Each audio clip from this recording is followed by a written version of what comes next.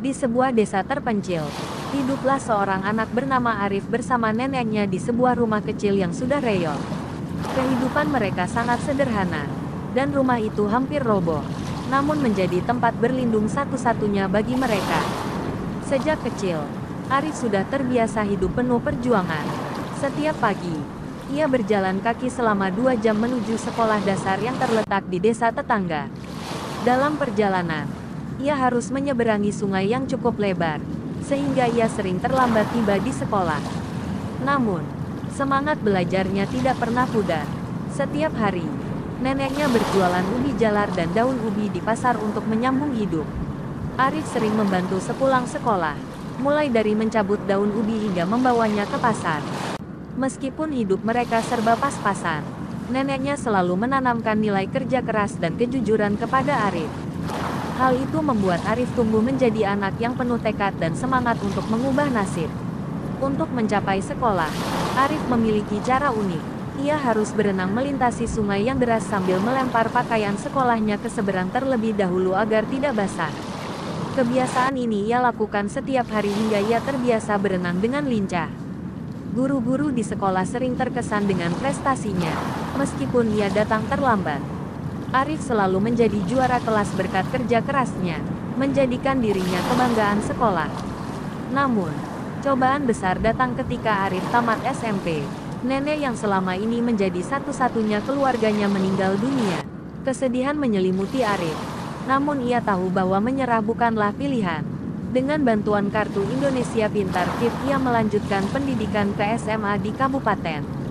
Di sana, ia tinggal di sebuah panti asuhan yang menjadi tempat baru baginya untuk belajar dan bertahan hidup. Di panti asuhan, Arif mulai menunjukkan bakatnya di bidang renang. Ia sering berlatih di sungai atau kolam renang sederhana yang ada di kota kabupaten. Kebiasaannya berenang sejak kecil membuatnya lebih unggul dibanding teman-temannya. Guru olahraga di sekolahnya mulai memperhatikan bakat Arif dan membimbingnya untuk mengikuti berbagai perlombaan. Usaha kerasnya membuahkan hasil. Arif berhasil memenangkan berbagai kejuaraan renang tingkat kabupaten hingga provinsi. Prestasinya ini membuat sekolah bangga, dan ia menjadi inspirasi bagi teman-temannya. Arif tidak hanya berbakat, tetapi juga dikenal sebagai siswa yang rendah hati dan pantang menyerah.